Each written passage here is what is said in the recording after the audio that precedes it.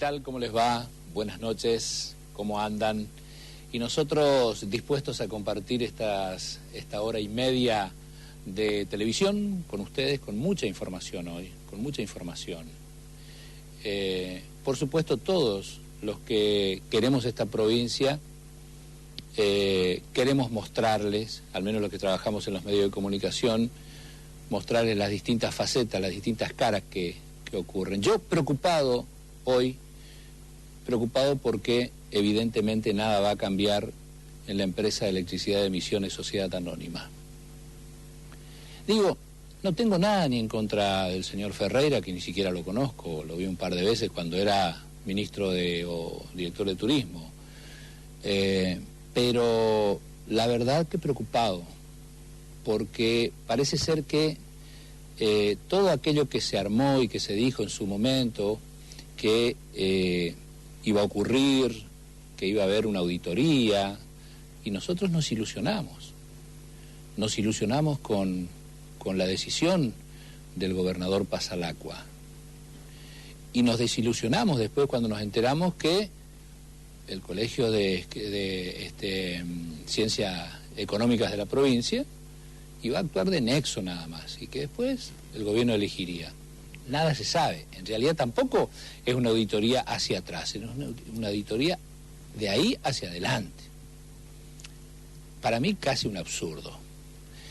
Y ahora, con esto de que se vuelve a reelegir, todos en el mismo lugar, no hay ningún problema, estamos con la misma deuda y con las mismas personas que no tuvieron la capacidad para resolver la deuda abismal que tiene EMSA.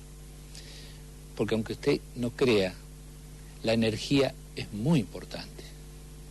Sigue siendo la base fundamental para el crecimiento de un país y de una provincia.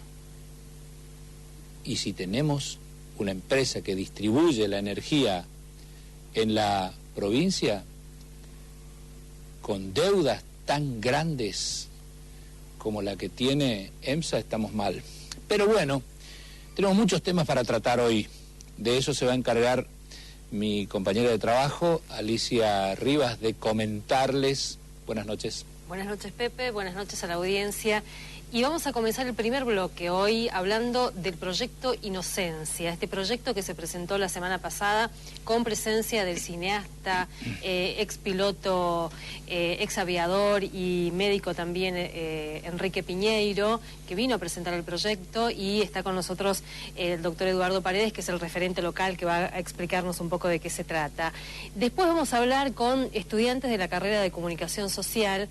Lo decíamos, Pepe, fuera de aire, después de mucho tiempo este grupo de estudiantes se animó a denunciar hechos, prácticas que estaban muy naturalizadas dentro de la carrera. Estamos hablando de violencia institucional, estamos hablando de acoso, de una situación que el miedo, la impunidad, un poco el silencio, fue generando que pasaran tantos años hasta que los alumnos se animaran a denunciar. Esta semana hay una instancia importante dentro del Consejo Directivo de la Facultad de Humanidades, donde se va a analizar la posibilidad del juicio académico, que es el que están reclamando los alumnos, y vienen a contarnos esa previa. Después, la mala nueva. La mala nueva. Y la buena nueva sería, claro, y la buena nueva sería que los chicos se animaron. Exactamente. Y después, Pepe, los integrantes del sindicato de las telecomunicaciones de Misiones, que estuvieron la semana pasada, pero no pudimos charlar con ellos, vienen a contarnos también un tema ahí complejo de las elecciones que no terminan de conformarse, no termina de resolverse. Y por último, la invitación para la Feria Forestal, que va a arrancar ahora en septiembre. Y el último bloque, vamos a meternos nuevamente en la problemática de las comunidades Mbuyá guaraní, porque esta semana, el fin de semana, lamentablemente falleció una niñita, y los caciques denuncian que ahí lo que faltó fue atención médica, justamente. Así que de esto vamos a hablar esta noche. Bueno, decías que está con nosotros, como lo es, el doctor Paredes. Buenas noches, ¿cómo estamos? ¿Qué tal? Buenas noches, ¿cómo están? ¿Cómo nace esa conexión? Porque tengo entendido que esta organización que hacíamos referencia recién, ¿la organización se llama? Proyecto Inocencia. Proyecto Inocencia. Tiene base en el exterior, digamos, ¿no? Sí. Proyecto Inocencia nació en Estados Unidos en 1999 Es un profesor de la Universidad de California, Justin Brooks, que tiene origen puertorriqueño. El que inició un trabajo que nunca los estados nunca se pusieron a analizar. ¿Cuánta gente es condenada injustamente? Es decir, no hay un control sobre la agencia judicial, esto es universal, excepto un caso, como dijo Piñeiro, Noruega, que ha empezado a crear una comisión para controlar al Poder Judicial, para ver cuál es el método por el cual llegan las verdades judiciales. Entonces, empiezan a trabajar, ustedes saben que California es el estado de Estados Unidos, el país con más presos en el mundo, hay que saber eso. Es una tragedia lo que tiene Estados Unidos. Dentro de sus ciudades tienen algunas de las 4, dentro de las 50 ciudades más violentas del mundo, Estados Unidos tiene 4. No hay ninguna Argentina, porque tampoco tenemos una inseguridad tan grande como se dice. En realidad somos bastante seguros. Bueno, pero muchos se estarán agarrando la cabeza con lo que usted está diciendo. Deberían leer estadística. Es decir, hay una sobrevaloración del discurso de la inseguridad que tiene también un trasfondo político que nace también en Estados Unidos en la década del 80 con Reagan. Es decir, hay toda una cuestión con el tema de la inseguridad y la droga. Es bastante complejo y es más, hay algunos autores, no salimos del tema, que recomiendo que lean si pueden conseguir, aunque sea alguna referencia en internet, que es Jeremy Simon, que escribió un libro que se llama Gobernar por el delito. Trabajó en Estados Unidos, trabaja en Estados Unidos. Entonces, el Proyecto Inocencia empieza a trabajar con una universidad.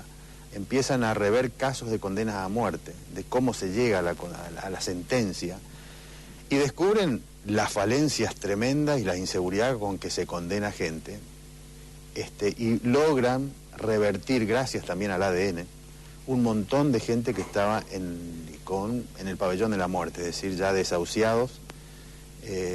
Y este proyecto que se trabaja con estudiantes, es decir, trabaja un profesor y los estudiantes hacen un análisis completo de los casos que tienen que tener ciertos requisitos, por ejemplo, que sea condena firme, que ya no haya instancias, que sean condenas graves y que la persona siempre haya mantenido la inocencia. Cosa que Piñeiro en la charla, y creo que también en Estados Unidos lo van a rever, porque con los juicios abreviados, una de las cosas que nadie sabe, es que los juicios orales, esos que vemos en las películas, en Estados Unidos son casos extremos, es decir, la mayoría de los juicios se terminan por acuerdos con el fiscal, más que acuerdos, extorsiones de los fiscales, y solamente un 4% de los juicios se llevan a juicios orales. Y decía Brooks que generalmente cuando van a juicios orales porque el fiscal quiere, en los estados del sur especialmente, pedir pena de muerte. Por esas razones, o si no, son extorsiones. Se comienza a hacer un trabajo, descubrieron que en 20 años habían 2.000 casos de errores en las sentencias, se empezaron a hacer las primeras estadísticas, ahora hay 2 universidades que están trabajando. Bueno, y este proyecto empezó a extenderse a todo el mundo. Y llega a la Argentina, por Piñeiro, y yo creo que llega, él ve, es extraño porque no es abogado, pero esa misma razón de no ser abogado puede ver la falencia que los abogados no vemos. Una percepción distinta. Sí, porque vivimos en una subcultura que nos parece, el derecho argentino, es decir, yo creo que uno examina las condenas, puede haber un 50% de errores. Se ha hecho una estadística allá en Estados Unidos, el 50% de los errores en condenas son por falsas denuncias, tienen mucho cuidado con las denuncias de abusos, es decir, de las denuncias de abuso se ha abusado y se condena sin prueba, aún allá. ¿Y acá? Y acá creo que debe ser horrorosa la estadística. Por eso. Por ejemplo, la provincia de Misiones recién ahora está protocolizando el tema de las cámaras Gesell, que además recién en Alemania se está trabajando en un protocolo para establecer cierta certeza en los informes psicológicos. Acá se condena con el mero informe. Así, la realidad es que él trae esta a raíz del caso Carrera, se involucra en ese caso, hace un pequeño documental de 30 minutos y con imágenes, porque eso es muy importante la televisión, con imágenes logra probar, teniendo la sentencia al lado, lo horrorosa que es la sentencia en la descripción del hecho. Eso llevan a Zaffaroni, imagínense lo que es el Poder Judicial, ya estaban por confirmar la sentencia, le hacen ver el video de 30 minutos y Zaffaroni, dentro de la corte, hace todo un lobby interno, retiran el proyecto de confirmación, hacen otro y anulan la... Claro, él suele decirme, él es además perito de accidentes aéreos, él fue el que perició la caída del avión de Austral. Y él me dice, es increíble para alguien que no es abogado ver con qué liviandad se condena y con qué liviandad se confirma. Es terrorífico, porque uno no toma en cuenta, esto es una cuestión que no está problematizada por los estados. Y además, como los presos no votan, son pobres, no les interesa a nadie. La mayoría. Es universal eso. El sistema punitivo es selectivo. Cuando alguien que no es pobre cae en el sistema es porque se peleó con otro que tiene cierto poder, o cuando por ejemplo, ahora vemos una especie de gobernanza por el delito con una sobreactuación de los jueces federales de Buenos Aires con el gobierno anterior, pero se denomina en criminología retiro de cobertura, es decir, cuando alguien de poder pierde, pero es temporal, ¿eh? Por ejemplo, si el gobierno actual perdiera las elecciones a medio término, estos jueces federales, estos expedientes los ralentizan y se pierden.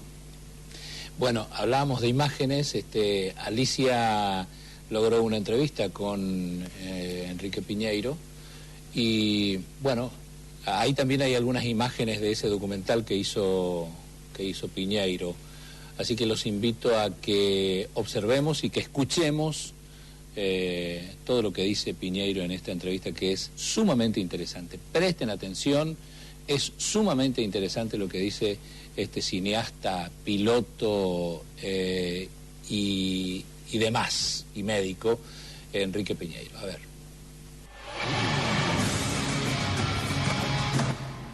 Nosotros escuchamos el impacto contra la camioneta, sacó la mano por el parabrisas y empezó a disparar. Luego del sangriento raíz delictivo, la policía identificó al único malviviente detenido. El proyecto se trata de hacerse cargo de algo que el Estado no hace, que es básicamente admitir que está encarcelando inocentes y que lo hace de manera sistemática, por el propio diseño del sistema. Y esto no solo pasa en Argentina, pasa de manera exacerbada, o sea, pasa por errores judiciales, pasa porque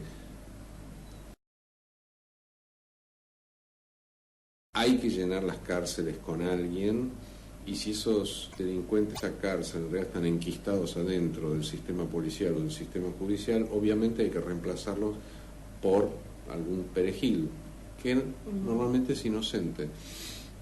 Y también ocurre por un sistema que está arquitectado para ir a pegar en el lugar más vulnerable, porque son los que menos resistencia van a poner y son los que menos defensa tienen, y normalmente tienen defensas muy inefectivas porque ni siquiera se pueden pagar una.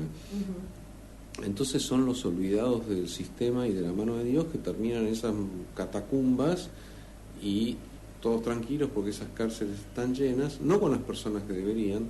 Y entonces los estados, lejos de admitir que están encarcelando inocentes, dicen, no, bueno, si con todas esas garantías procesales termina, es que... Y en realidad esas garantías son inexistentes, porque cada instancia de apelación o cada instancia superior lo que va haciendo es estratificando la decisión de la primera instancia sin prácticamente leer.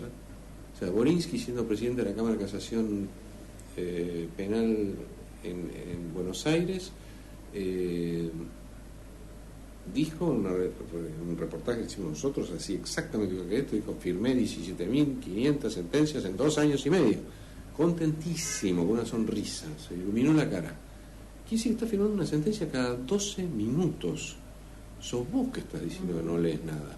Entonces, cuando el sistema no lee, porque es inhumana la cantidad de papel que produce, o sea, la abogacía se ha transformado en una especie de conjunto de escritores compulsivos, fotocopiadores seriales que van de su estudio a los tribunales llevando y trayendo montañas de papeles. Nunca vamos a encontrar la verdad sobre un hecho que no vimos en esa montaña de papel. Está hecho para no encontrarla. Entonces, el Innocence Project Argentina tiene la franquicia del Innocence Project americano, es decir, está hecho en conjunto con ellos, con su bendición, suscribiendo todos sus protocolos que después adaptaremos a nuestra realidad, porque muchas veces no se aplica. Pero tiene 3 objetivos importantes. 1, liberar al inocente trabajar con estudiantes para en el futuro tener mejores jueces, fiscales y abogados, y promover los cambios de legislación que están cimentando y arquitectando todo este sistema que necesariamente lleva a tener inocentes presos. Sobre todo cuando tenés un secretario de seguridad como Berni que te dice: yo no soy garantista. Como si las garantías fueran algo optativo. Bueno, si esa clase de distorsión tenemos en los máximos... Ahora, ¿cómo funciona, digamos? Porque una de las cosas que usted planteaba es que al Poder Judicial, si hay algo que no le gusta, es admitir errores en ninguna de sus instancias, digamos, ¿no?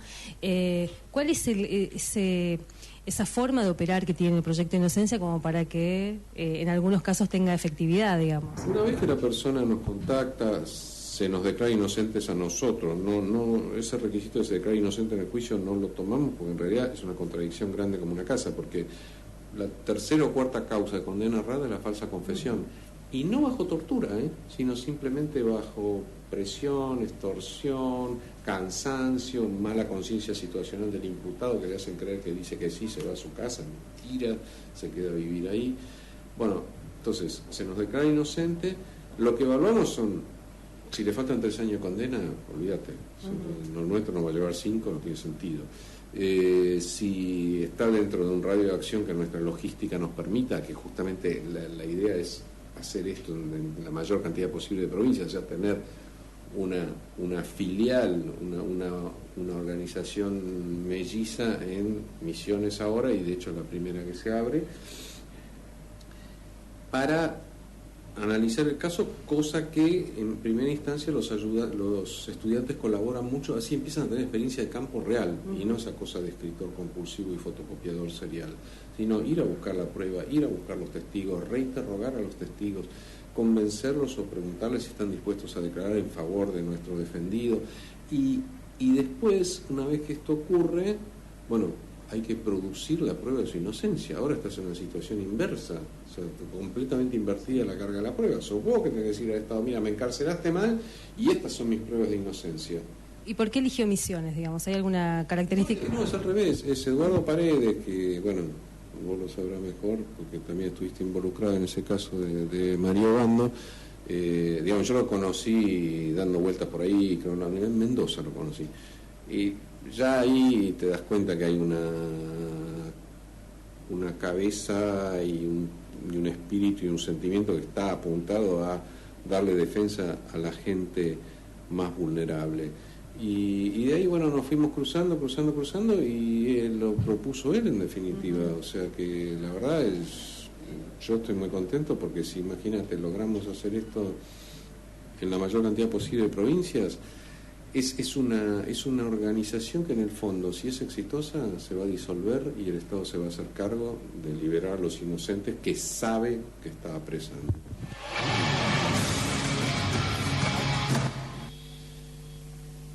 Parte ahí de la charla que manteníamos con Enrique Piñeiro. Eduardo, ¿es posible? ¿Cómo va a operar aquí en Misiones el proyecto Inocencia? Bueno, aquí tenemos la suerte que la Universidad de Gastón de Acharí aceptó el desafío y va a trabajar con el mismo modo el modelo de las otras universidades, que en realidad modelo que viene de Estados Unidos. Acá ya está firmando el convenio la Universidad de Buenos Aires, Palermo ya empezó, y creo que San Andrés. Esta sería la primera de... ¿Pero punta de lanza, Misiones? En Misiones y en el interior del país la única. La única. La única. ¿Cómo se trabaja? Bueno, son clínicas, es decir, se trabaja con los estudiantes, obviamente avanzados a punto de salir. Se hace un test del caso, tiene que pasar cierto filtro, el caso tiene que reunir características de ser firme, estar firme, tiene que haber groserías ahí adentro. Son los estudiantes con el profesor, pero ellos que van a evaluar la prueba, hablar con los testigos, y una vez que se tiene bien claro el caso y de los errores, hay que ver la vía procesal, porque ese es el otro problema. En Estados Unidos, paradojalmente, es más fácil, porque cuando los estados cometen errores groseros por vía de habeas corpus ante el fuero federal, ellos pueden romper el circuito interno del Estado. Nosotros lo que tenemos que hacer acá, en algunos casos, es plantear un recurso de revisión ante el superior, con presencia ya del Innocence Project como amicus curiae, y esperar después llegar a la corte, donde uno, tendría hoy mayor seguridad teniendo en cuenta los antecedentes de Misiones. Bueno, eso es lo que me gustaría que aclares, de con qué figura ingresa el proyecto Inocencia, o con qué figura puede ingresar, digamos, con qué elemento legal. Formalmente ingresa, en este caso ingresaría yo con mi firma, como abogado, planteando un recurso de revisión. El Innocent Project puede intervenir como amicus curiae, aportando todas las... Amicus curiae es se llama Amigos del Tribunal, es decir, hace una presentación aportando, es decir, pidiendo al tribunal, como amigo del tribunal, que mire los argumentos que está planteando, en este caso el condenado, que observe que tiene algún sesgo de seriedad. En la causa Obando en la causa Obando estuvo la Asociación Pensamiento Penal, entre otros.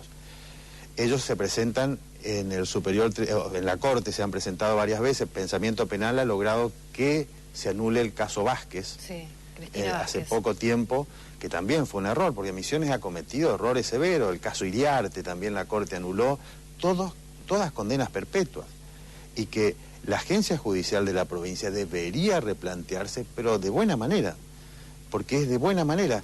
Una de las cosas que me gustaría señalar es que dentro del Innocent Project Argentina hay funcionarios judiciales, está el fiscal Rívolo.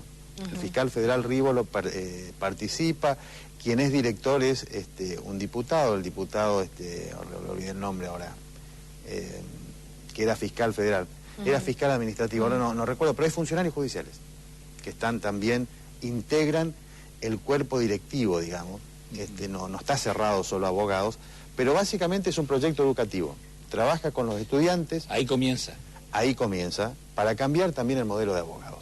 Hay que cambiar, esto decía Raúl Zaffaroni y eso tenía razón, es decir, hay que cambiar el modelo de abogados, hay que cambiar de algún modo la currícula de enseñanza. Los abogados no aprendemos metodología, no tenemos epistemología. Entonces tenemos una grave falencia para comprobar hechos. En realidad somos un poquito monos con gilet, si nos dan el poder de juez, porque es así.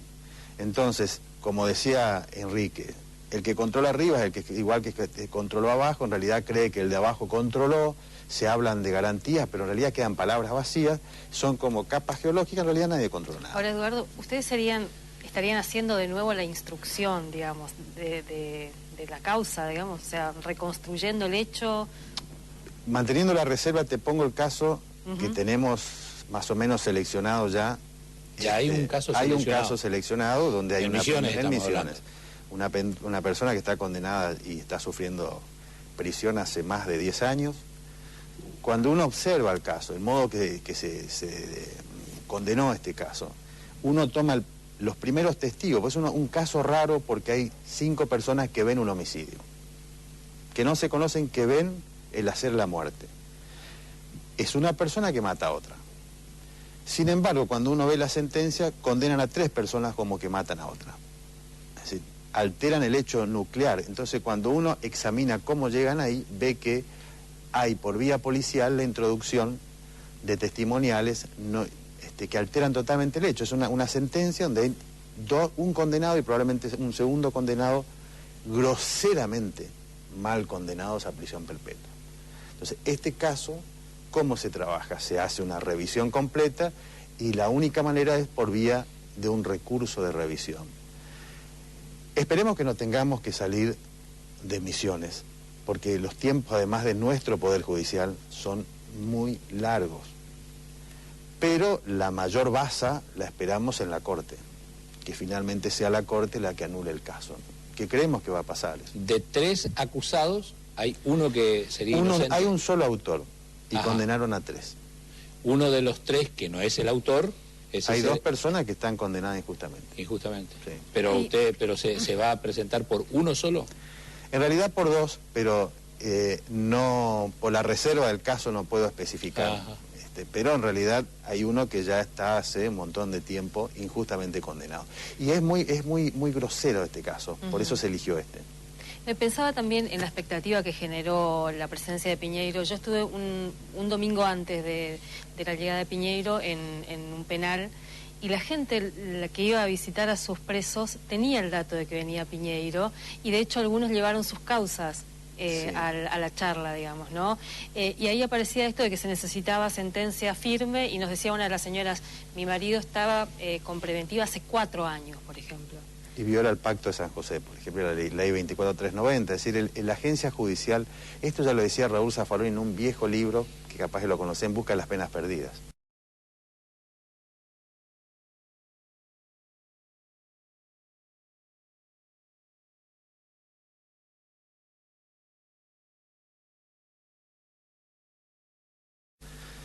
Es un libro del año 89, decía, el primer violador de las garantías...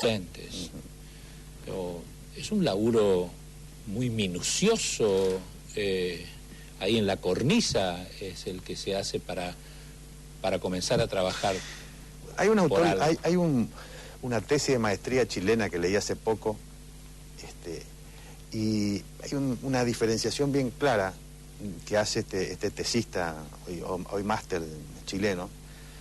Lo que se buscan son los que se llaman inocentes fácticos, porque ahí uno puede tener inocencia por alguna garantía, es decir, puede quedar alguien excluido de una pena, de una condena, por una deficiencia técnica. Sí. Cosa muy rara, porque generalmente, aunque uno no crea, el sistema judicial tiende a blanquear todas las nulidades, digamos. Pero lo que se trabaja más es cuando hay errores groseros en la construcción del hecho. Y hay certeza, por eso hay un análisis previo, hay certeza de que hay un error en los hechos y que esta persona no tiene vinculación al caso. Por eso, si es un error, por ejemplo, en calificación, condenas por calificación, que también pueden traer graves perjuicios, eso no entra en el estándar, sino el estándar es errores en principio sobre los hechos, condenas erradas, condenando inocentes, a extraños al hecho. Eso, tener la certeza que cuando se va a trabajar, como este caso, es porque ya hay un análisis muy profundo del caso. Ahora, uno puede pensar qué piensan los familiares de la víctima. Y yo, si tuviera una víctima, espero que condenen al autor, no a inocentes. Sí, sin duda. Entonces, eso se resuelve por sí mismo, ¿no? Sin duda. Bueno, está bueno que... ¿Te queda alguna pregunta?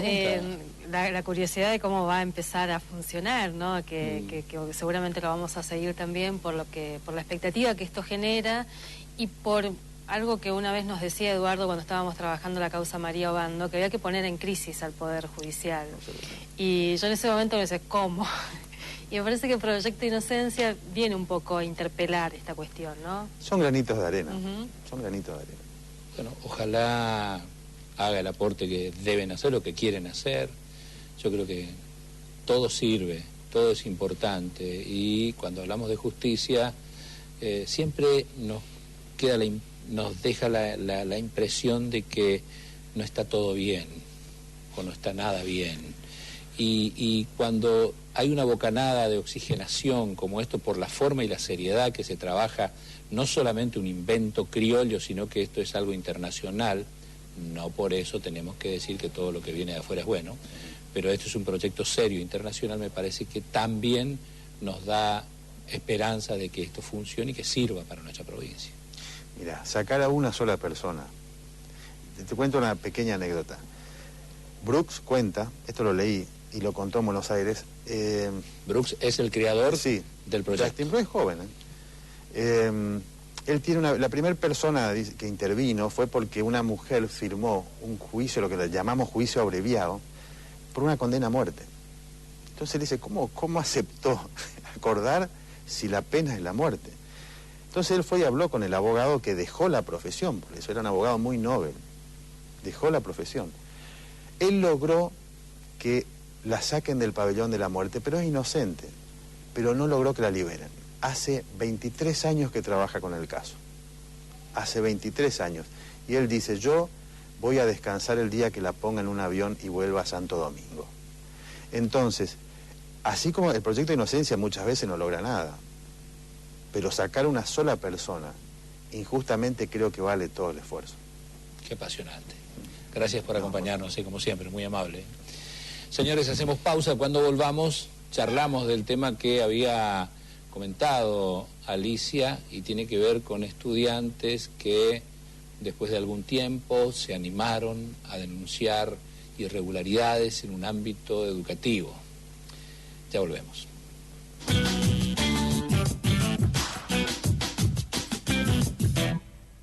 Bueno, este es un bloque que va a ser seguramente un poco polémico por el tema que vamos a tratar. Hablábamos fuera de cámara de que hay cosas que uno no puede entender, que ocurren o que ocurran, y realmente ocurren. Y lleva mucho tiempo a veces para procesar el hecho y después en algún momento explota. Como muchas cosas que no están bien hechas, explotan con el tiempo. Y yo hablaba también y mencionaba al comienzo del programa, Alicia, de una cuestión que está ocurriendo en un establecimiento educacional, y no menor. Están con nosotros Andrea Dombrowski y Juan Pablo Bolano, que son alumnos de Comunicación Social de la Facultad de Humanidades. ¿Por dónde comenzamos, no? Porque a veces lo que tenemos muchos años de experiencia en esto y queremos que se comience bien y que se comente qué es lo que está pasando, titubeamos a veces ver cómo comenzamos. Vamos a comenzar con la dama. Andrea, ¿qué pasó? ¿Qué pasó en el establecimiento educacional donde ustedes están y que apostaron todo y que quisieron y que vienen y que tratan de aprender? ¿Qué ha pasado? Después de muchísimos años, esto que se decía tarda mucho y es un proceso muy duro, destapar las situaciones de violencia que se han vivido.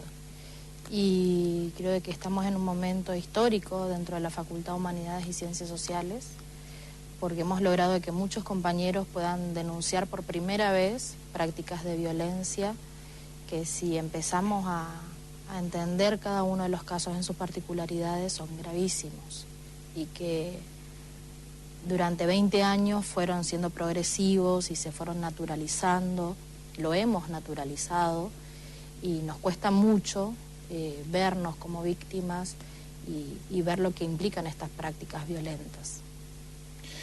Y durante estos días que comenzaron a destaparse estas cuestiones y a animarse, ¿pudieron hablar también con algunos otros, hoy ya seguramente comunicadores, que pasaron por esa misma triste experiencia? Sí, hace 2 meses venimos con esta lucha, que se conformó la Asamblea Interclaustro de la carrera. Inclusive hemos ido a una Asamblea General Intercarreras porque entendemos que esta situación es sistemática y es una práctica que se da en todas las carreras de la facultad, que se ha naturalizado justamente esta práctica. Y nos encontramos con egresados, nos encontramos con compañeros que abandonaron la carrera justamente por no soportar estas situaciones de violencia, con compañeros también que muchas veces optan por minimizar o plantear, bueno, a mí no me pasó, sí lo vi, pero bueno, yo no me quiero meter en problemas, o para mí no es tan grave. Pero cuando vemos el conjunto de las denuncias y cuando vemos la magnitud, entendemos de que basta con escuchar solamente a una de las víctimas para entender de que no podemos permitir que estas prácticas se sigan realizando. Y los directivos de la facultad, digamos, ¿cómo tomaron esto? Si bien nosotros desde el inicio de esto hemos sido muy respetuosos y seguido las vías institucionales, nos encontramos que al volver a clases, si bien se había pedido el apartamiento de este docente... ¿Pero es un docente o son varios docentes? Son varios docentes. ¿Por qué? Porque si bien hoy por hoy la denuncia está en una persona, que es José Luis Monte, el profesor José Luis Monte, quien, bueno, sistemáticamente ha profundizado sus prácticas violentas, tanto a compañeros como compañeras. ¿Profesor de muchos años? Profesor de 20 años dentro de la carrera. Él es JTP, o sea, es el jefe de trabajos prácticos dentro de 5 cátedras, teniendo una exclusiva.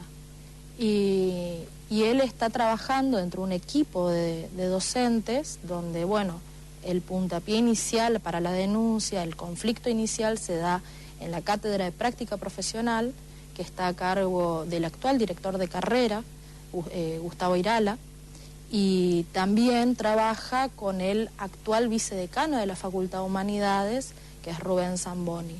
Y es en el seno de estas cátedras donde no solamente pasaban estas cuestiones de que los alumnos seamos encerrados con llave como un método pedagógico. No, me está mintiendo. No, es más, en su... Encerrados con llave como método pedagógico. Para que aprendamos que en el campo laboral las cosas son así. Y entendemos que nosotros no vamos a legitimar porque no es así realmente lo que pasa en el campo laboral, sobre todo la comunicación. O sea, no me imagino acá en el canal que porque llegue 5 minutos tarde te encuentres bajo llave o que no puedas salir al baño o que no puedas dar tu opinión porque puedes ser echado de tu trabajo y que no tengas respaldo gremial ante esas prácticas. No respaldamos esas prácticas, no estamos de acuerdo. Y eso fue efectivamente lo que sucedió y lo que detonó toda esta situación y empezaron a sumarse testimonios cada vez más graves, o sea, llegar al punto de denuncias por violencia de género, por violencia física, psicológica, por misoginia, por homofobia, acoso sexual. Y es muy duro porque son temas muy sensibles y hablamos en su mayoría, en su gran mayoría, las víctimas son chicos muy jóvenes, hablamos de chicos de menos de 20 años y que pareciera ser de que nosotros tenemos que endurecernos y es formar el carácter, pasar por esas cosas porque eso es lo que pasa en el campo laboral. La tarea de comunicación social es la más hermosa. Los que amamos esto y queremos trabajar siempre en el ámbito, por más de la seriedad que le demos, un ámbito de alegría, de tranquilidad, de paz. Juan Pablo tiene cosas para contarnos también. ¿Cómo viviste y si también podés dar testimonio de alguna cuestión que te ha ocurrido puntualmente? Puedo comentarle desde el inicio. Fue un miércoles 29 de junio. Estábamos en instancia de examen de la materia que dijo Andrea, práctica profesional, donde el profesor, no quiero acotarme mucho los detalles porque no va mucho el caso, pero llegamos tarde un grupo de compañeros más o menos 15 y nos encontramos con el aula llaveada. Tratamos de comunicarnos, le escribimos notas, inclusive pasamos abajo de la puerta, golpeábamos. ¿Y él estaba enseñando adentro? Sí. El profesor titular Gustavo Irala y el jefe de trabajos prácticos José Luis Monte. No tuvimos respuesta, estuvimos hora y media más o menos afuera. ¿Cuántos eran los que llegaron tarde? Aproximadamente 15 personas o más. ¿Era la primera vez que llegaban? ¿Suelen llegar? ¿Ocurre asiduamente que lleguen tarde? Y que, digamos, se puede entender que digan, bueno, siempre llegan tarde, esta vez le vamos a dejar afuera. Inclusive la clase se empezaba últimamente a las 7:30 a veces, porque los profesores no llegaban a tiempo. O sea, también se da que los profesores llegan exactamente. Tuvimos, o sea, como pasan muchas cátedras que se llega tarde, pero no consideramos de que eso sea un justificativo para ponernos llaves o encerrar a los compañeros que estén adentro o evitar que nosotros tengamos acceso a la educación pública. Y bueno, arrancamos ahí en ese mismo día escribimos la primera nota que hicimos pasar por las vías institucionales en la facultad. Luego empezamos a organizarnos en asambleas, fuimos organizándonos más o menos semanalmente para seguir moviendo la causa. Como ya dijo la compañera, dado la situación, las posiciones que tiene el equipo de cátedra que está relacionado a este profesor, nosotros no tuvimos mucha respuesta con respecto dentro de la institución, o las respuestas siempre eran insatisfactorias o como que más nos trataban de aplacarnos más que responder a nuestras necesidades. ¿Y se sumaron muchos compañeros de estudio?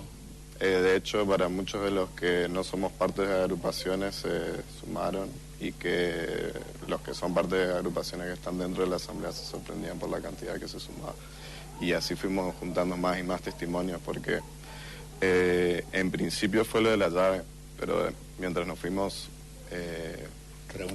reuniendo en las asambleas, se fueron apareciendo cada vez más testimonios, desde chicas que contaban casos de acoso sexuales hasta casos de violencia física, y así la lista va larga.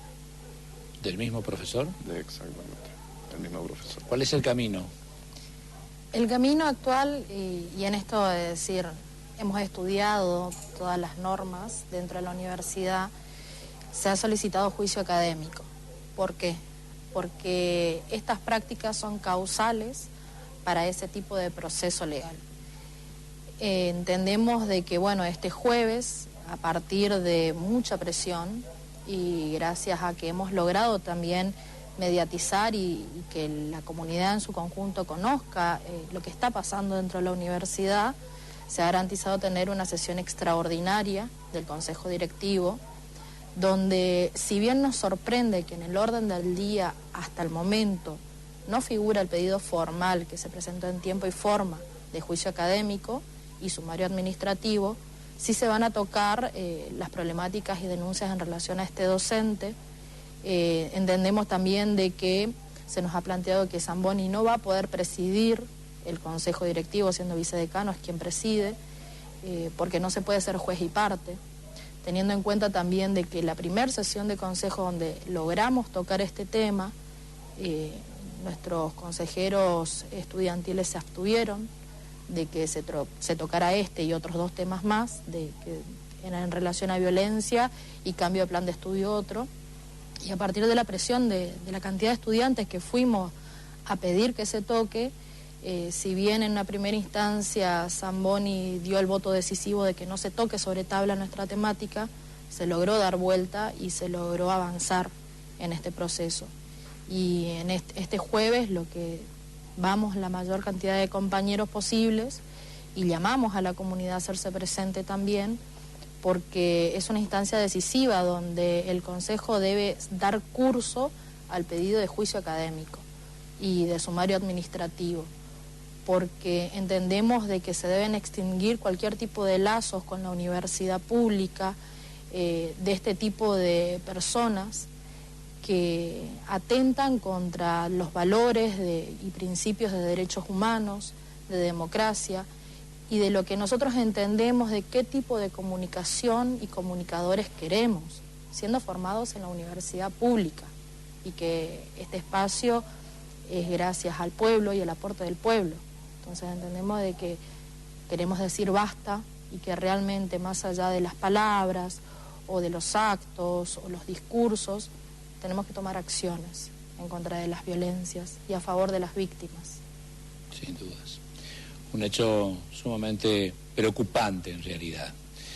Bueno, van a tener que seguir luchando. No les va a ser fácil seguramente. Sabemos que no es fácil porque entendemos que esto no es un caso aislado y que las personas involucradas pertenecen al actual bloque de poder que está dentro de la universidad. No desconocemos esto, pero también confiamos en que nuestros representantes y la universidad en su conjunto está reflexionando en relación a lo que está pasando y va a tomar las decisiones más acertadas, teniendo en cuenta de que hoy por hoy se habla mucho de violencia de género, se habla mucho de proteger a las víctimas y lamentablemente, siendo funcionarios públicos, han tomado conocimiento, han recibido testimonios de las víctimas directas y no han actuado. Y han permitido de que a través del silencio, a través de la inacción, a través de la naturalización, que estas prácticas se sigan replicando dentro de la universidad. Nosotros lo que queremos realmente de fondo, aparte de extinguir estas prácticas violentas, es tener una buena calidad educativa, tener condiciones dignas de estudio, porque queremos ser buenos profesionales, queremos estudiar y queremos proteger a nuestros compañeros, que son los más vulnerables en estos casos. Y de esa forma van por mal camino. Gracias por visitarnos y gracias por el testimonio y por comentar lo que está pasando. En realidad, no pensábamos que pudiera ocurrir eso. Sorprende enormemente. Ojalá se aclare.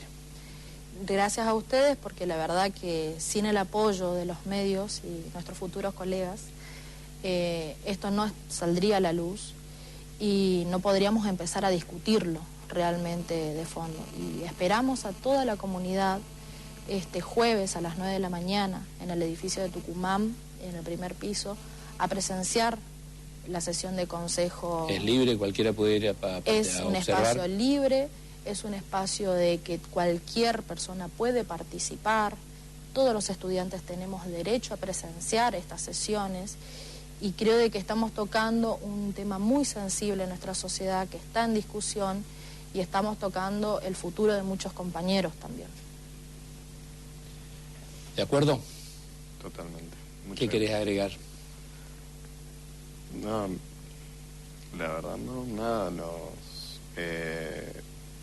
Invitar. Creo que la compañera ya, sí, invitamos a todos los que quieran acompañarnos este jueves y nada, la verdad, Seguir creo que adelante. la compañera resumió, sí. Muy bien, hacemos pausa.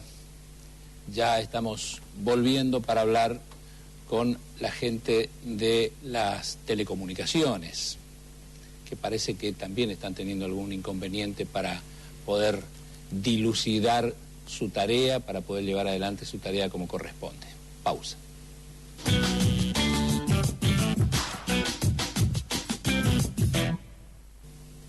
Bien, tal cual lo anunciábamos, vamos a hablar con gente del gremio de telecomunicaciones de nuestra provincia.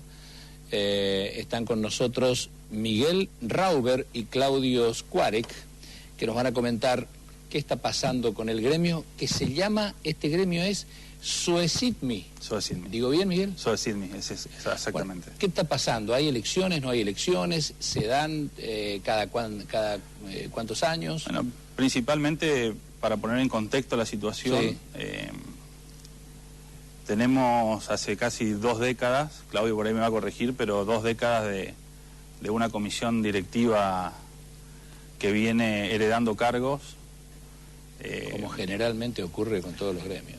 Bueno, lo decís vos, pero así es. Una gestión, a nuestro entender, ya erosionada, una comisión erosionada también, con lo cual, bueno, esto nos motivó ya hace mucho tiempo. Claudio viene siendo delegado del edificio ya en reiteradas oportunidades, viene siendo reelecto, así que siempre con el espíritu de representar al sector. Esto nos impulsó a que, bueno, este año teníamos elecciones, cada 4 años se efectúan las elecciones gremiales, y bueno, nos impulsó a conformar una lista alternativa, una lista donde definimos que sea una lista lo más plural posible. La lista la integran compañeros que son de Iguazú, El Dorado, Oberá y Posadas, que son nuestras cabeceras principales. Y bueno, en todos lados tenemos compañeros que integran la lista nuestra, porque lo que queríamos era incorporar la diversidad de sectores y que haya representatividad en toda la provincia, cosa que esto no ocurre actualmente. Bueno, comenzamos un proceso eleccionario hace un mes. Comenzamos un proceso eleccionario que constaba de 6 mesas en total, 4 en Posadas y 2 en el interior. Se finalizaba en Oberá y El Dorado. Este proceso eleccionario se definió por la comisión directiva actual que sean 16 días. Larguísimo, un proceso que no entendíamos el porqué, pero bueno, había que respetarlo porque ya estaba así definido. Logramos avanzar en las primeras 4 mesas acá en Posadas, donde se completaba el 85% del padrón. Bueno, la lista nuestra logró el 67% de los votos en esas 4 mesas. Y a un día antes de avanzar en la mesa de Oberá, nos encontramos con que el juez el juzgado laboral 1, el juez Silva Dico, a través de un pedido de un jubilado, una medida cautelar frenando momentáneamente las elecciones. Después de realizadas ya las elecciones, de las Después, 4 mesas de ya las 4 mesas ya estaban efectuadas. Teníamos un viernes y un martes donde terminábamos Oberá y El Dorado. Y se hicieron todo el proceso de raconto de votos, con completo. total normalidad. Ajá. Con total normalidad, con las actas firmadas en cada cierre de mesa, con lo cual no había ningún impedimento de terminar el proceso eleccionario con la normalidad que se venía llevando a cabo. Bueno, ¿y entonces? Nos encontramos en esta medida cautelar que nos frena las elecciones hace ya 3 semanas. Frena la continuidad. Frena la continuidad. Porque este proceso de Posadas suponemos que ya está finiquitado. Bueno, nosotros lo que entendemos también es así, ¿no? Si bien el petitorio, Claudio por ahí lo puede ampliar un poco más, pero el petitorio de esta persona, porque es una sola persona que presenta... ¿Y qué pide? El petitorio, y lo que pide es algo que el estatuto no lo contempla, que es incorporar a los jubilados al voto. Entendemos que el estatuto es nuestra Biblia para regirnos en cualquier régimen, y en este caso el régimen electoral. Sí, sin duda. Bueno, hay 3 artículos que especifican muy claramente que las personas que tengan más de 6 meses de estar en actividad no pueden ejercer el derecho a voto, y bueno, esto se dio de esta forma y se dilata. Y se está dilatando. Vamos a hablar con quien debería ser, o por lo menos acá en Posadas, ¿te eligieron como secretario general? Sí, en realidad yo estoy encabezando la lista alternativa a la actual. 2 listas nada más. Hay solamente 2 listas, una que representa la actual comisión directiva y la otra la que estamos representando. ¿Cuántos afiliados nosotros? en total? En total, afiliados activos son alrededor de 134 afiliados en toda la provincia. Hablando de Posadas, Oberá, El Dorado, Puerto Iguazú. Toda la provincia. Toda la provincia. Tenemos 134 afiliados, recientemente incorporados los chicos de la telefonía móvil, tanto de Movistar como de Claro. De Movistar como personal. La gente de Claro todavía no se ha incorporado. Y se presenta una lista de alrededor de 44 afiliados jubilados. Bueno, como lo decía Miguel recientemente, el proceso electoral se venía dando con, entre comillas, total normalidad, porque yo considero que desde un principio hubo una intencionalidad desde el cronograma elegido en adelante para llegar a esta situación de que si no ganamos las elecciones, de alguna forma la cortamos. Pero se venía llevando, todas las mesas se vinieron dando con total normalidad, las 4 mesas de Posadas. Me decía Miguel que en un lapso de 16 días. Sí, 134 personas. ¿Por qué tanto tiempo? Bueno, esa fue una decisión tomada por la comisión directiva actual. ¿Esto ocurre únicamente acá o en otros lugares también? Nosotros hemos consultado con otros sindicatos, sin ir más lejos, sindicato de Corrientes, Chaco, por ejemplo. Sí. Chaco, se hace en un solo día. En un solo día. Tiene probablemente mayor extensión que la provincia de Misiones, pero se lleva adelante en un solo día. Uno de los únicos sindicatos que conocemos en nuestro rubro en que se hace en tantos días sin necesidad de hacer. ¿Y en anteriores ocasiones, 4 años atrás, también se hizo en tantos días? Generalmente se respetaban entre 2 o 3 días de elecciones, pero o sea, 2 o 3 días en los que se votaba en toda la provincia. Claro. En esta ocasión se eligió un cronograma. ¿Es la primera oportunidad que hay una lista opositora? Hubo un intento de lista opositora hace 8 años atrás, en que la lista que se presentó como opositora, que también estaba yo ahí, fue invalidada por la Junta Electoral, una situación totalmente irregular en que la Junta Electoral invalida a una lista y se desintegra, desaparece hasta el día mismo de las elecciones. En esta ocasión, viendo que la situación no mejoraba, porque uno dice a veces, mostrándole que hay intención de cambio de la gente, por ahí se concientizan de esto y empiezan a cambiar y a trabajar como la gente quisiera. Bueno, no ocurrió eso. ¿Y qué brinda el sindicato? El sindicato hoy, lo principal que brinda un sindicato es la protección gremial hacia sus representados, sí, en todo lo que hace. En lo que hace a beneficios sociales, que en otros sindicatos sí se brindan, por ejemplo, se les entrega para el inicio de clases sí, elementos escolares y demás, sí, y otras cosas. En este sindicato no lo tenemos. Lo que se hace, por ejemplo, es darle un subsidio que no es subsidio, sino que es un préstamo. Se lo presenta como un subsidio, pero se lo otorga como un préstamo para los compañeros afiliados, que lo tienen que volver a devolver. Y otro beneficio, no hay. ¿Y ustedes qué, desde la óptica de ustedes, pretenden? Nosotros planteamos una serie de cuestiones a trabajar. Tenemos los compañeros recientemente incluidos de la telefonía móvil y compañeros que recientemente se han incorporado a trabajar en la telefonía fija, que por ejemplo tienen problemática de vivienda, que son muchos. Hemos planteado posibles programas de trabajo para agilizar o gestionar un sistema de vivienda con entes nacionales como provinciales. A lo que hace, por ejemplo, un sistema de trabajo con el club telefónico, que hoy hay una disociación entre ambas instituciones de hacer un trabajo en conjunto para brindarle un espacio de esparcimiento. En síntesis, ustedes quieren hacer más cosas. ¿Creen que con solamente otorgarle un préstamo cuando lo necesitan no alcanza con la tarea que debe llevar adelante un sindicato? Nuestra visión es mucho más amplia. O sea, nosotros entendemos que actualmente el sindicato, como una herramienta institucional, tiene que funcionar como un facilitador de la calidad de vida del afiliado. Es decir, complementar aquello que la empresa te da, la patronal te da, el sindicato debe complementarlo y o articular las políticas para que se mejore las condiciones en las que haga falta, ¿no? Ninguna de estas dos cosas ocurre actualmente. Es muy claro, no es una cuestión que yo lo diga.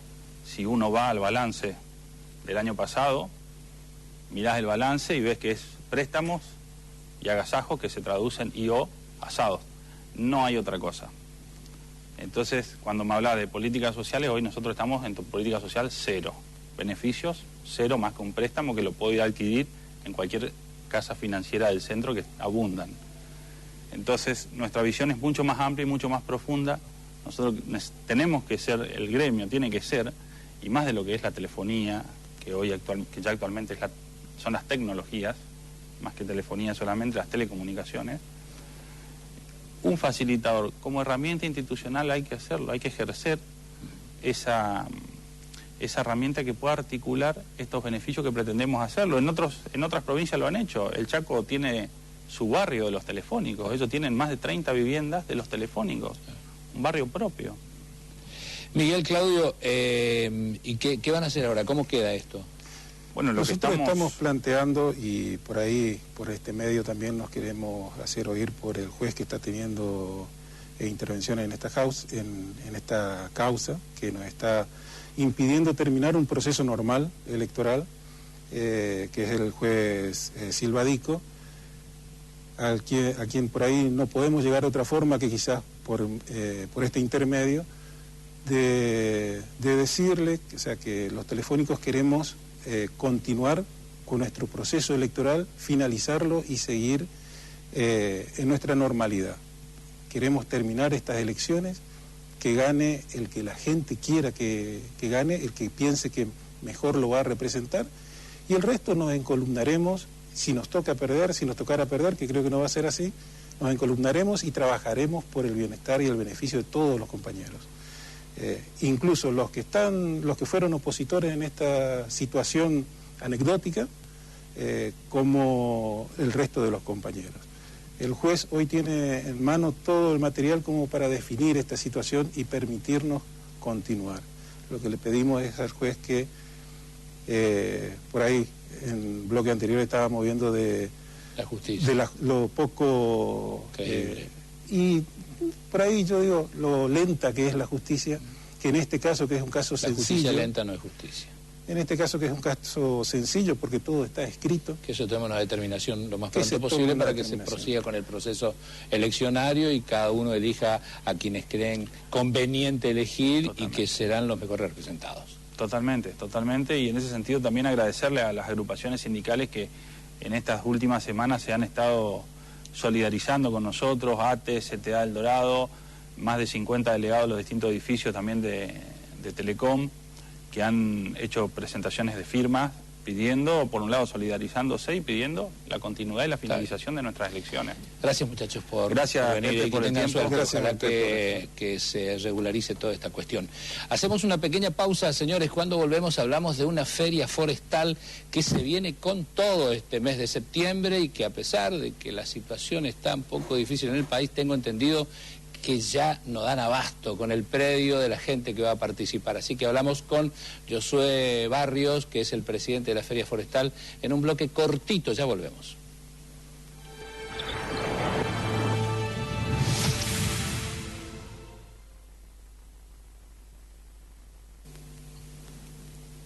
Muy bien, decíamos que estábamos ya prácticamente ante el inicio, que va a ser el 22, tengo entendido, de septiembre, o el 22 de septiembre, de la Feria Forestal. Josué Barrios es el presidente de la Feria Forestal. ¿Cómo está? ¿Qué expectativas hay, Josué? Bueno, las expectativas felizmente son muy buenas. Hemos estado trabajando todo el año para llegar justamente a esta 11ª edición y estamos entrando en septiembre ya sin espacios para comercializar y con un grupo de empresas y empresarios que va a mostrar toda la tecnología disponible para este gran sector que hay en Misiones. Esa tecnología, Josué, que se renueva año tras año. Exacto, siempre hablan de que en el sector forestal la renovación de tecnología no es rápida y no es necesariamente así. Nosotros este año vamos a tener muchísimas empresas, principalmente de origen chileno, italiano, de Portugal, de Brasil, que con esta nueva visión que tiene el gobierno sobre la apertura de mercados, van a mostrar la tecnología. Y la tecnología es lo que nosotros necesitamos para crecer, para conservar mercados y para abrir una mejorar calidad. Exacto, ¿no? Entonces va a estar presente toda esta tecnología, que es un poco la columna vertebral de la Feria Forestal Argentina, y lo ha sido desde su primera edición, ¿no? ¿Cuál es el acompañamiento que están teniendo por parte de las empresas de la provincia de Misiones, que con esta política económica actual, por lo menos, este proceso que se está llevando adelante, están un poco castigadas? Exacto. No, tenemos una realidad, que es que el sector está pasando por una crisis, en una situación muy compleja, pero siempre nosotros nos acordamos de lo que fue la crisis que sufrimos en el 2007 con Estados Unidos, cuando cayó el mercado inmobiliario. Y así han sido estos empresarios, con la ayuda de la tecnología, que han podido salir adelante, y sin duda nosotros lo vamos a poder hacer. Tenemos un sector muy fuerte, tenemos más de 700.000 hectáreas implantadas, tenemos más de 300 industrias y le vamos a buscar la vuelta. El compromiso que ha tenido el empresario ha sido excepcional. Está bien que nosotros hemos tenido que hacer gato y zapato, rebajar los costos, hacer muchas cosas, pero todo el sector forestal de la Argentina, y principalmente el de Misiones, va a estar presente en esta edición, ¿no? Aquellos que entienden de que, y muchos entendemos que el sector forestal y este es uno de los sectores de las patas económicas más importantes de la provincia, pero también están los otros sectores que dicen, bueno, vamos a ver qué aprendemos, qué observamos, qué no sabemos todavía de este sector, y concurren, ¿no?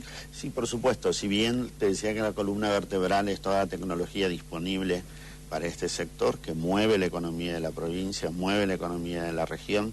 También tenemos actores como la ganadería, la forestoganadería, que vamos a tener una pequeña muestra. Vamos a tener una feria de alimentos que se llama De Misiones a su Mesa, Sabores de la Selva, con el objetivo de promover el consumo de alimentos misioneros y su industrialización. Entonces no es un área tan específica como la forestación, sino se ven todas las áreas en un mismo espacio, y creo que ese es un acierto de la feria, ¿no? Josué, esta idea de que lo vienen haciendo, digamos, pero que se repite ahora y en este tiempo difícil, digamos, ¿cómo fue para convencer a las empresas fabricantes de tecnología de venir y de apostar y de exponer en Misiones? Bueno, los primeros meses fueron muy difíciles, pero hay una experiencia que yo rescato, ¿no? Me sorprendió la cantidad de empresas extranjeras que vienen, no las sucursales, ¿no? Es decir, por ejemplo, vienen empresas brasileras o italianas, ¿sí? Y entonces uno dice, bueno, sin duda ellos deben tener una visión mucho más positiva de nuestro sector, que están haciendo una inversión y están lejos, y su visión a mediano plazo es mejor que la que nosotros vemos, ¿no? Entonces, si bien ha sido una experiencia muy buena poder conocerlos, porque son muchas empresas nuevas, particularmente la de Chile, las empresas chilenas hace más de 10 años que no venían, ¿no? Y ahora han venido y vienen con tecnología para reducir costos, por ejemplo, y nosotros necesitamos reducir costos. Vamos a tener un área muy importante en el ciclo de conferencias para hablar de energía, que es algo que necesitamos. Nosotros tenemos que saber, blanco sobre negro, cómo estamos parados, cuál es nuestro futuro, y no tener miedo a una discusión, ¿no? Y estamos trabajando también en lo que son los préstamos, ¿sí? También con esta nueva visión que tenemos sobre el empresariado, hemos invitado a todos los bancos para que den su visión de cuáles son los créditos disponibles para este sector. Entonces, un mix de muchas cosas que la hace interesante. Qué bueno. Claro, porque la tecnología es interesante, pero la tecnología hay que entenderla y capacitarse para poder utilizarla. Exacto, por eso es importante este ciclo de conferencias que nosotros tenemos y que hemos basado en 3 áreas este año, que es la energía, los créditos y la forestoganadería, este gran acierto que se ha iniciado en Misiones y que ha tenido muchísima experiencia a través de los INTAs, particularmente el INTA de Monte Carlo, de producir alimentos debajo de los árboles, ¿no? Yo creo, la opinión que tenemos es que todas las nuevas forestaciones que se hagan de acá en adelante o las que están haciendo, siempre son con ese doble propósito de producir alimento. Entonces, van a tardar 8, 6, 10 años en que el 90% de lo que se implante en la provincia de Misiones y Corrientes sea también para ganadería, ¿no? Qué importante este concepto que lo vertiste en reiteradas oportunidades en esta charla, la necesidad de entender dónde estamos parados con respecto a la energía. Si no tenemos energía, no podemos pensar en el crecimiento. Si no tenemos energía suficiente, no podemos pensar en incorporación de tecnología.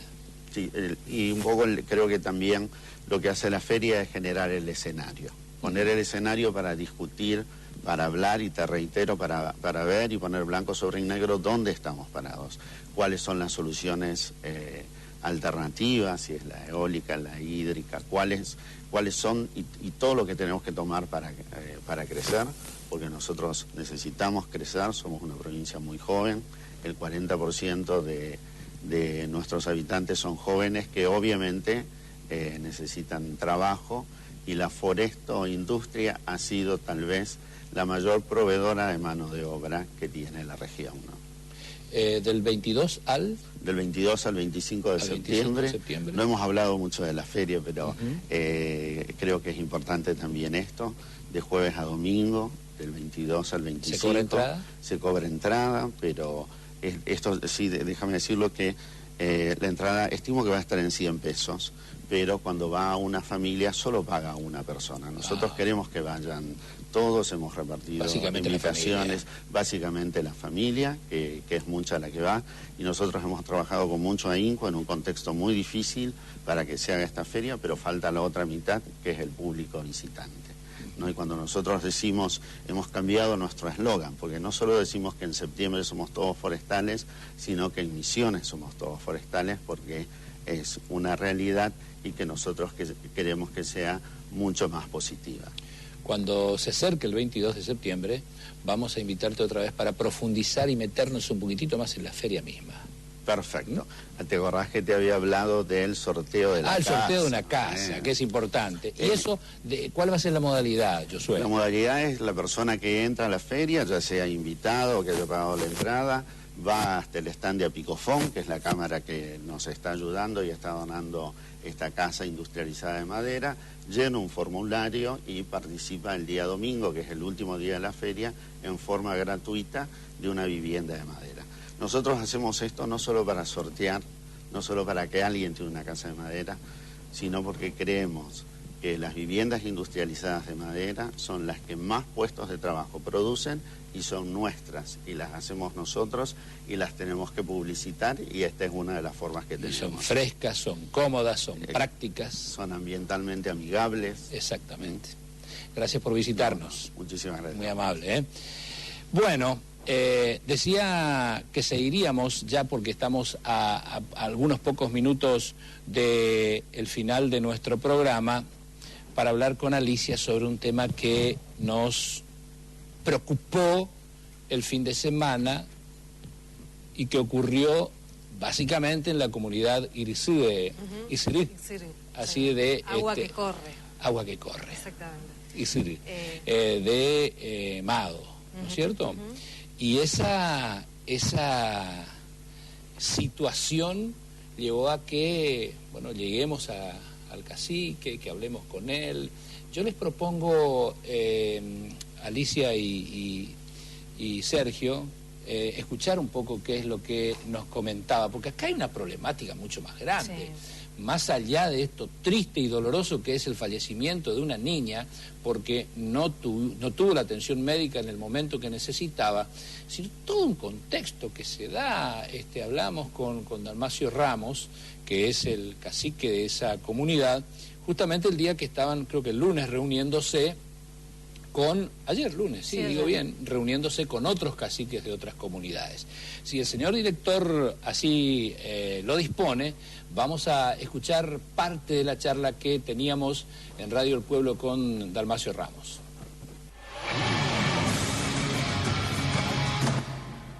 Bueno, estamos acá reunidos con los 4 caciques de la zona Mado, de la comunidad Isirí, de la comunidad Aguaypotí, Aguasiminí y Tacuapimini. Por tema de que preocupación de fallecimiento de una niña ayer al mediodía por falta de atención médica. Sí, la preocupación, estamos, digamos, eso, y estamos reclamando, digamos, para que tengamos como cualquier ciudadano, nosotros tenemos como el derecho de los pueblos como ciudadanos también, digamos, pedimos para que nos hagan mejor atención también las comunidades, porque estamos entre 2.500 y 3.000 metros del hospital de Mado, estaba a punto de perder la vida una niña, y nosotros llamamos a la ambulancia urgente para que se acerque y para que lleve al hospital. Y nos decía, bueno, ya vamos ya, pero nunca llegó la ambulancia. Tuvimos que llamar otra vez en 1 hora para que la ambulancia venga. Recién ahí ambulancia apareció, pero después que la niña se perdió la vida. No tenía que perder así nomás. La niña tenía que seguir, digamos, disfrutando por su vida, pero por falta de atención médica, por falta de ambulancia, perdió la vida una niña. Tenía problemas en su respiratorio, y nosotros, como teníamos en cada comunidad, en la provincia, digamos, tenemos un OP, que es una casa donde se hace curación, los guías espirituales. Sí. Consultamos a los guías espirituales, Y ellos decían, bueno, urgente llame a la ambulancia porque ese se va a remediar en hospital. Y entonces llamamos y no vino la ambulancia. Y entonces, bueno, mientras el intendente y los demás concejales festejaban el Día de los Niños y eso, y nosotros estamos pasando una discriminación total acá en las comunidades. Esto no viene solo de ahora, Dalmacio, desde hace ya algún tiempo sienten que no son atendidos como corresponden, básicamente en el tema salud y seguramente algunas otras problemáticas más. Sí, hace mucho tiempo que no está teniendo así. Llamamos a la ambulancia, no vino. Algunas veces no vino, algunas veces vino, pero siempre tarde. Hace poquito tiempo que la madre tuvo bebé en ambulancia, por causa que ambulancia no llegaba a tiempo. Algunos, la madre tiene bebé en su casa, en la comunidad, porque no vino en la ambulancia. Y entonces siempre nos pasó eso. Y ahora estamos reclamando a este medio, en el medio, para que el ministro de Salud Pública venga y charle con nosotros en las comunidades, para que y resuelve estas situaciones por el tema de salud. Porque mientras ellos nos discriminan y muchas se está perdiendo la vida. Y por eso con este medio queremos que el ministro de Salud que venga y charle con nosotros y que resuelva nuestras situaciones sobre el tema de salud. ¿Y desde la Dirección de Asuntos Guaraníes no hacen esos trámites, esos contactos con ustedes o para ustedes? Dirección de Asuntos Guaraníes está para trabajar con las comunidades en la provincia. Sabemos muy bien eso, pero se está metiendo mucho en las políticas. Hay algunos caciques, el director Verón no le quiere a algunos caciques porque reclama su derecho. Cuando reclama por su derecho, nuestro director, Arnulfo Verón, siempre le echa de su oficina. Así le tiene Verón, como manipulación está haciendo por los caciques. Porque cuando yo reclamé por mi derecho, director Arnulfo Verón decía a mi hermano Dalmacio está en contra de ustedes. Así le tiene a los caciques. Y entonces yo más que nada estoy reclamando, digamos, también por falta de atención de ese director. Se tenía que estar uno del integrante de las comunidades para que trabaje realmente con su gente, no como Arnulfo Verón, que está en la oficina y está teniendo como su discípulo a los caciques. ¿Cuánto hace que no visita tu comunidad, Miki Verón? Él no viene, él no me visita. Desde 2004 ya no viene más, porque en 2004 yo reclamaba mis derechos cuando se hacía política, juntaba a los caciques para levantar la bandera, y los que no estaban de acuerdo, que violación por la ley de los caciques, y le mandaron afuera. Entonces hace mucho que no me visita.